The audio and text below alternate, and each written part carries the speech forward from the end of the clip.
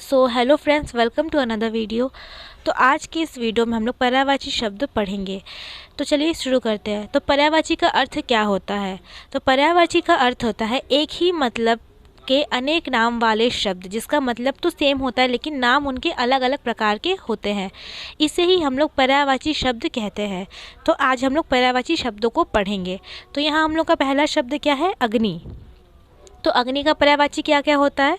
तो आग, अनल, पावक, जातवेद, कृषाणु, वैश्यवानर, हुताशन, रोहिताश्वर, वायु सखा अर्थात वायु का फ्रेंड, हव्य वाहन अर्थात हवा जिसका वाहन है। अगर ऐसा देखे आप लोग देखें तो अगर कहीं आग लगी हो तो आग हवा से फैलती है, इसीलिए हव्य वाहन। और दहन, अरुण, दहन और अरुण। तो अग्नि के पर्यायवाची शब्द क्या क्या हुए? आग, अनल, पावक, जातवेद, कृषाणु, वैश्यवानर, हुताशन, रोहिताश्वर, वायु सखा, हव्य वाहन, दहन और अरुण। अब हम लोग बढ़ेंगे हमारे नेक्स्ट वर्ड की तरफ। तो यहाँ हम लोग का नेक्स्ट वर्ड क्या है? अरण्य अर्थात जंगल। तो अरण्य से क्या आया? जंगल, कानन, विपन, वन, कांतार, बीहड़, गहन और विटप। क्या है? जंगल, कानन, विपन, वन, कांतार, बीहड़, गहन और विटप। और जो अरण्य है ये संस्कृत वर्ड है। अब हम लोग बढ़ते हैं नेक्स्ट की तरफ। तो यहाँ नेक्स्ट क्या है? अचल। तो अचल का पर्यायवाची शब्द वो जो है वो दो प्रकार के हो गए। एक अचल जो है वो पहाड़ वाला हो गया, अचल अर्थात जो चल नहीं सकता, और एक अचल अर्थात स्थिर। तो पहले ये देख लेते हैं। तो अचल का क्या आया? नग, भूधर, महीधर, नगपति, शिखर, अद्रि, तंगु, धरणीधर अर्थात धरणी में जो धर है अर्थात पर्वत, और पर्वत, पहाड़, गिरी इत्यादि।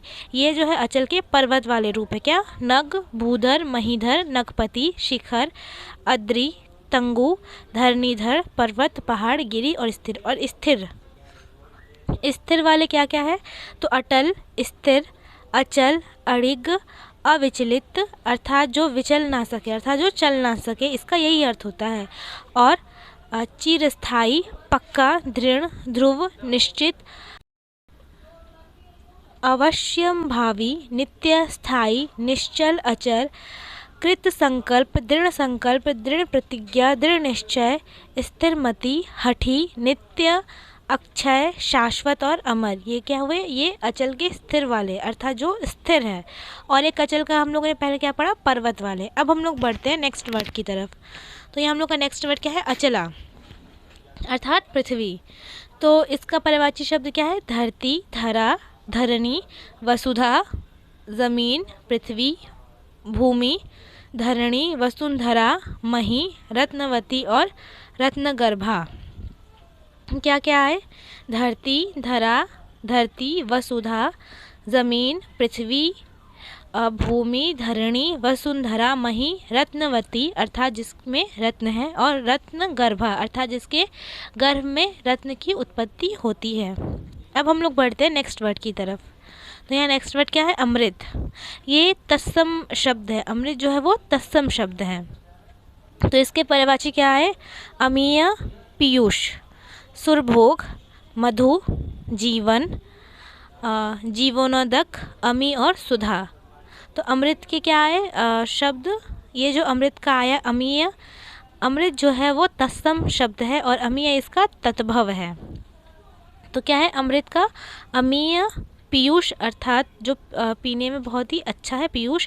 सुरभोग अर्थात देवता जिनका भोग करते हैं, और मधु, मधु के समान मीठा। जीवन, जीवनोदक, जीवन प्रदान करने वाला। अमी और सुधा अर्थात शुदा शांत करने वाला अमृत। अब बढ़ते हैं हम लोग हमारे नेक्स्ट वर्ड की तरफ। तो यहाँ नेक्स्ट वर्ड क्या है? घोड़ा। तो घोड़ा तद्भव है, घोड़ा है तद्भव शब्द। तो घोड़ा का क्या क्या आया? घोटक, बजी, है, तुरंग, तुरंग, सैंधव, रवि सुद अर्थात रवि का पुत्र, सूर्य का पुत्र, आशु, विमानक और वाहा। तो घोड़ा का क्या क्या आया? घोटक, बजी जो हर बाजी जीते, है, तुरग, तुरंग, सैंधव, रविसूत, आशु, विनायक और वाहा। अब यहाँ पे जो हम लोग का नेक्स्ट वर्ड है वो क्या है? असुर। तो असुर का क्या आया? असुर, असुर का पर्यायवाची शब्द राक्षस, दैत्य, दानव, दनुज, ध्वांचर अर्थात जो रात में चरते हैं, ध्वांधचर। निशाचर, रात में चलने वाले कोई निशाचर। निशीचर, रजनीचर। दितिसूत अर्थात इनके माता का क्या नाम था, दिति, तो दिति के सूत, दिति के पुत्र। दितिज, शंबर। देवारीर अर्थात देव के शत्रु। सुरारीर अर्थात सूर अर्थात देवता के शत्रु। और नमचर, नमीचर और यातुधान। तो असुर के क्या क्या हुए, राक्षस, दैत्य, दानव, दनुज। ध्वांधचर अर्थात रात में चलने वाले, ध्वांधचर, निशाचर, निशीचर, रजनीचर, दितिसूत, दितिज और शंबर। देवारीर अर्थात देव के शत्रु। सुरारीर सुर के शत्रु अर्थात देवता के शत्रु। तमचर, तामीचर और यातुधान। अब यहाँ पर हम लोग का नेक्स्ट वर्ड है वो क्या है, अर्जुन। तो अर्जुन के पर्यायवाची शब्द क्या है, धनंजय अर्थात जिसके पास धनंजय है। धनंजय। पांडुनंदन अर्थात पांडु का पुत्र। पार्थ, जो कि श्री कृष्ण अर्जुन को बुलाया करते थे। कौन्तेय, जिसका अर्थ होता है कौन्तेय का पुत्र, कुंती का पुत्र। और गांडीवधर अर्थात जिसने गांडीव को अर्थात धनुष को धारण किया था। और नेक्स्ट क्या है, सव्यसाची और श्वेतवाहन। ये सव्यसाची और श्वेतवाहन दोनों अलग अलग है। तो सव्यसाची और श्वेतवाहन। गुड़ाकेश, कुंती सूत, कुंती का पुत्र। विजयरथ और भृन्नला।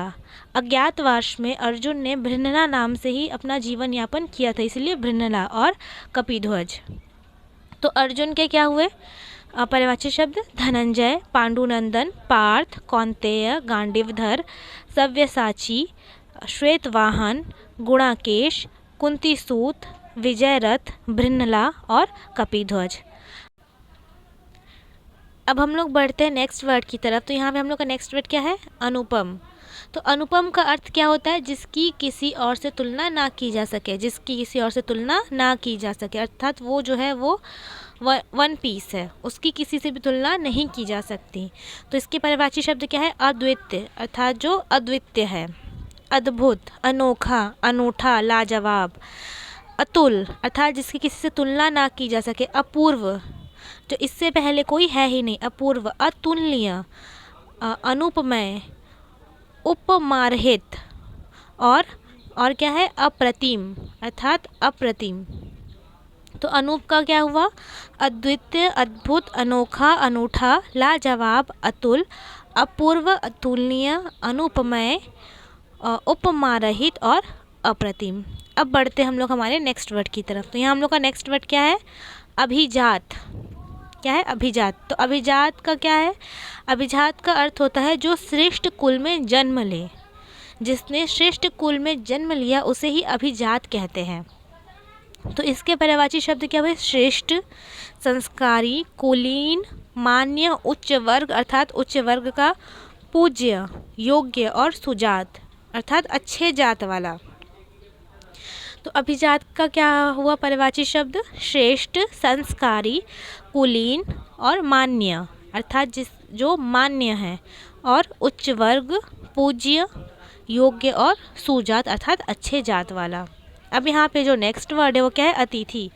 तो अतिथि का तो आप लोगों को पता होगा। तो अतिथि क्या है, आंगतुक। आखिर वो हमारे आंगन में आते हैं तो आंगतुक, मेहमान, पाहुन, पाहुना, अभ्यांगत और गृहगत। जब वो हमारे कोई भी मेहमान है वो गृह में आते हैं अर्थात गृह अर्थात घर में आते हैं तो गृहगत। तो अतिथि का क्या हुआ, आंगन में आते हैं, हमारे घर के आंगन में आते हैं तो क्या हुआ, आंगतुक, मेहमान, पाहुन, पाहुना, अभ्यांगत और गृहगत अर्थात जो हमारे घर पे आते हैं। अब हम लोग बढ़ते हैं नेक्स्ट की तरफ। तो यहाँ हम लोग का नेक्स्ट क्या है, अन्न। तो अन्न के पर्यायवाची शब्द होते हैं अनाद्य, अनाज, शय, गल्ला, दाना और खाद्यान्न। क्या है अन्न के, अनाद्य, अनाज, शय, गल्ला, दाना और खाद्यान्न। अब नेक्स्ट है यहाँ पे अभिलाषा अर्थात इच्छा। अभिलाषा का क्या अर्थ होता है, इच्छा। तो अभिलाषा के पर्यायवाची शब्द क्या है, मनोरथ, मनोकामना, मनोरथ और मनोकामना। इच्छा, ईहा, स्प्राहा अर्थात इच्छा, कामना अर्थात इच्छा और तृष्णा, आकांक्षा, लालसा और लिप्सा।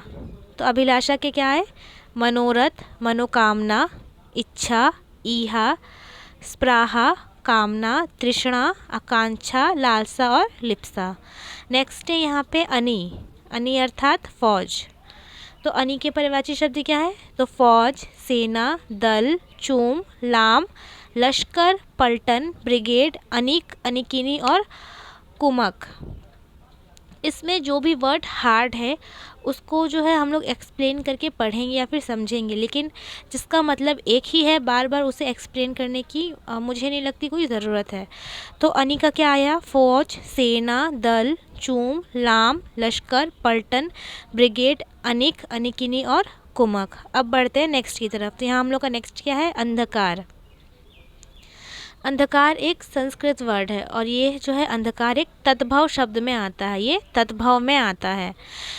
तो अंधकार का पर्यायवाची शब्द क्या हुआ? अंधेरा, तम, तमिस्त्र, ध्वांत। अभी हम लोगों ने असुर में पढ़ा था ना ध्वांधचर, तो क्या है? अर्थात रात्रि, तो ध्वांध, तमस और अंधियारा। तो अंधकार का क्या अर्थ हुआ? अंधेरा, तम, तमिस्त्र, ध्वांत, तसम और अंधियारा। अब यहाँ पे हम लोग का नेक्स्ट वर्ड है वो क्या है? अंग। तो इसे हम लोग दो प्रकार से पढ़ेंगे, अंग को दो प्रकार से पर्यायवाची शब्दों से पढ़ेंगे। तो पहला क्या है अंग का? तो अंश, भाग या फिर किसी चीज़ का हिस्सा। किसी का होता है ना अंश, ये हमारा अंश है या फिर ये हमारा भाग है। तो ये क्या है? अंश, भाग, हिस्सा, अवयव, उत्पादन या फिर खंड, किसी चीज़ का खंड। तो अंग का पहला पर्यायवाची शब्द क्या आया? अंश, भाग, हिस्सा, अवयव, उत्पादन और खंड। और एक तरीके से आता है शरीर के अंग से, शरीर के अंग जैसा आता है। तो क्या आएगा? क्लेवर, देह, तनु, काया, शरीर। शरीर के अंग जैसे, तो शरीर के भी तो अंग होते हैं, तो अंग अर्थात शरीर का भी अंग। तो क्या आएगा? क्लेवर, देह, तनु, काया और शरीर, जो कि हमारे शरीर के अंग को इंडिकेट करता है। और ये अंग कैसा आया? तो अंश, भाग, हिस्सा, अवयव, उत्पादन और खंड। अब बढ़ते हैं नेक्स्ट की तरफ। तो यहाँ हम लोग का नेक्स्ट क्या है? अर्थ। तो अर्थ को भी हम लोग दो तरीके से देखेंगे। एक अर्थ होता है धन, पैसे वाला अर्थ, और एक अर्थ होता है अर्थात तात्पर्य। तो अर्थ का पर्यायवाची शब्द क्या आया? धन, द्रव्य, वित्त, दौलत, रुपया, पैसा, मुद्रा। क्या आया? धन, द्रव्य, वित्त, दौलत, रुपया, पैसा और मुद्रा। वित्त मतलब भी धनी होता है। और एक अर्थ का क्या आश्रय आया? अभिलाषा, प्रयोजन, अर्थात प्रयोजन का अर्थ होता है मतलब, जिस कार्य को हम लोग कर रहे हैं उसका प्रयोजन क्या है, उसका अर्थ क्या है। तो अभिप्राय, प्रयोजन, मतलब, आशय, उद्देश्य, तात्पर्य और मायने। तो अर्थ के क्या आए? दो तरीके से आए। पहला क्या? एक धन से, तो धन, द्रव्य, वित्त, दौलत, रुपया, पैसा, मुद्रा। और एक तरीके से क्या आया? तो तात्पर्य से, तो अभिलाषा, प्रयोजन, मतलब, आश्रय, उद्देश्य, तात्पर्य और मायने। अब नेक्स्ट है यहाँ पे हम लोगों का अमर। तो अमर से क्या है? अमर को भी हम लोग दो तरीके से पढ़ेंगे। तो अमर से क्या है? नश्वर, अर्थात जिसका नाश ना हो सके। अमर का नश्वर, जो नाश्वर है, जिसका नाश ना हो सके। शाश्वत, जो कि हमेशा के लिए है। नित्य और सनातन, जो कि शुरू से, जिसका कोई अंत नहीं, अर्थात सनातन। और अविनाशी, जिसका विनाश नहीं है। अक्षर और अक्षय, तो अमर का ये है। और एक अमर का क्या है? दूसरा क्या है? तो देव, अमर, देवता, सुर अर्थात देवता, और नीरज और वृंदाकर और आदित्य। आदित्य अर्थात सूर्य, जो कि अमर है, नश्वर है। तो अमर का क्या आया? नश्वर, शाश्वत, नित्य, सनातन, अविनाशी, अक्षर, अक्षय। और दूसरा क्या है? तो जो देवताओं से रिलेटेड है, तो देव, अमर, देवता, सुर, निर्जर, वृंदारक और आदित्य। नेक्स्ट है यहाँ हम लोग का वर्ड वो क्या है? अशुद्ध। तो अशुद्ध का क्या आया? अपवित्र, दूषित, अर्थात जो गंदा है, जिसे दूषित कर दिया गया है। दूषित, मलिन, असूचि, सदोष, अर्थात जिसमें कोई दोष है, सदोष, दोष युक्त, जो कि दोष युक्त है। और ऐबदार, गलत, अशुद्ध अर्थात गलत। और त्रुटिपूर्ण, जिसमें त्रुटि है, अर्थात जिसमें त्रुटि का मतलब होता है जिसमें कुछ कमी है या फिर जिसमें कुछ अशुद्धि है, तो त्रुटिपूर्ण, झूठा और मिथ्या।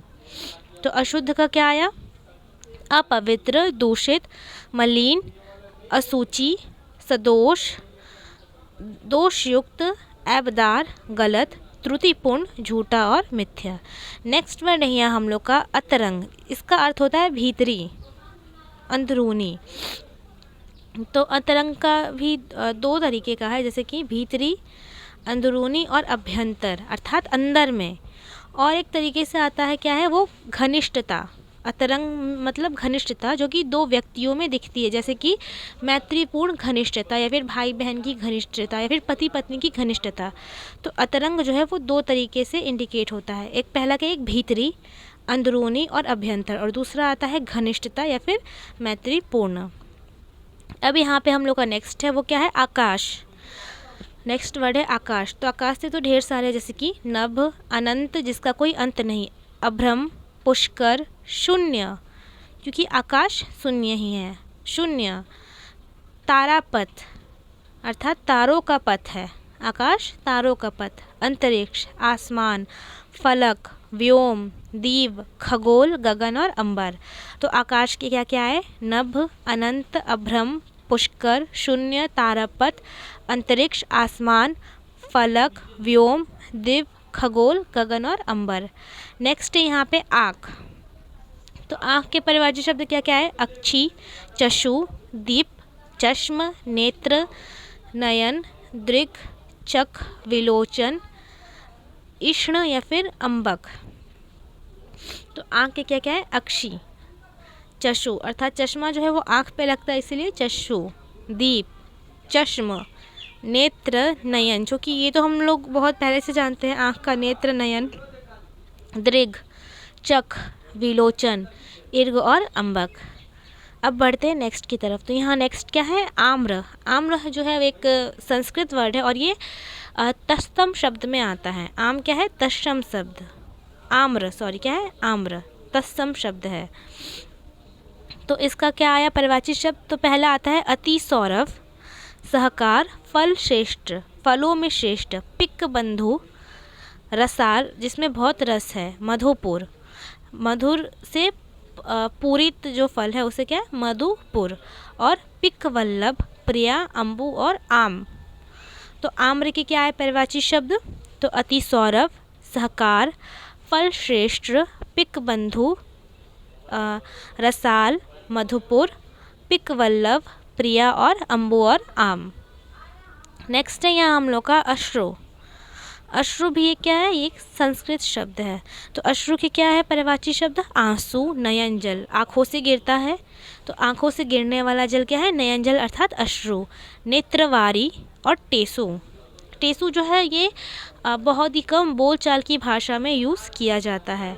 तो अश्रु से, अश्रु के क्या है परिवाची शब्द, आंसू, नयन जल, नेत्रवारी और टेसु। नेक्स्ट है यहाँ पे आखेट। आखेट का क्या आया, आखेट अर्थात शिकार करना, किसी का शिकार करना, किसी का आखेट करना, जो कि पहले हुआ करता था, राजा महाराजा पहले शिकार या फिर आखेट किया करते थे। तो आखेट के पर्यायवाची शब्द क्या है, तो बहेलिया, शिकारी, अहेरी, वयाद और लुमधक, लुमधक। तो आखेट की क्या है, बहेलिया, शिकारी, अहेरी, वयद और लुमधक। नेक्स्ट है यहाँ पे हम लोग का आजीविका। तो आजीविका का परिवाची शब्द क्या है, कि आजीविका का अर्थ क्या है कि जीने के लिए कोई साधन हो। आजीविका का अर्थ यही है, जीने के लिए साधन।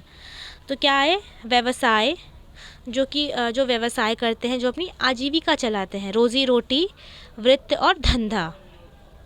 तो आजीविका का क्या आया परिवाची शब्द, व्यवसाय अर्थात व्यापार, रोज़ी रोटी, वृत्त और धंधा। नेक्स्ट है यहाँ हम लोग का आश्रय।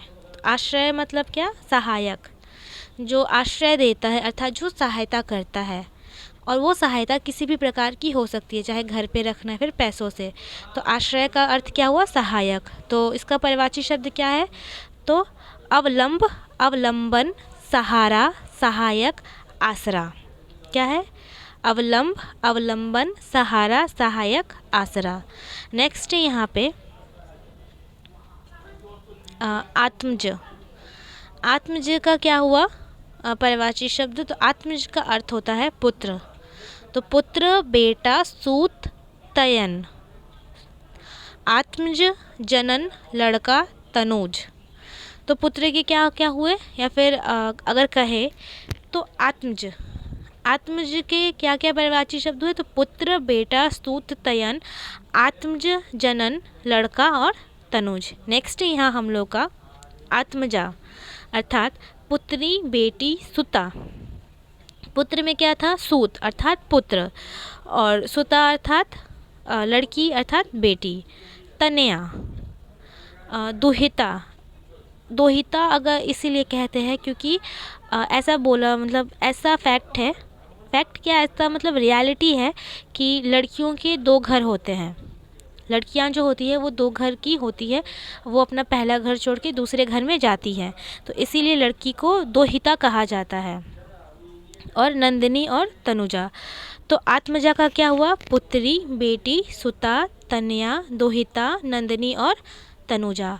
नेक्स्ट है यहाँ पे हम लोग का आपेक्ष। तो आपेक्ष के पर्यायवाची शब्द क्या क्या हुए? तो दोषारोपण, इल्ज़ाम, अभियोग, छिताकाशी और आरोप। आपेक्ष मतलब अगर कोई आप पर आरोप लगाए। आपेक्ष का अर्थ क्या है? आरोप, आरोपण या फिर दोषारोपण करना। तो इसके पर्यायवाची शब्द क्या क्या हुए? तो दोषारोपण, इल्ज़ाम, अभियोग, छिताकाशी और आरोप। सो फ्रेंड्स, आई होप आप लोग को वीडियो पसंद आई। अगर पसंद आई so please like and subscribe करें, और हाँ, शेयर करना तो आप लोग बिल्कुल भी मत भूलना। मिलते हैं अब नेक्स्ट वीडियो में। Thanks for watching.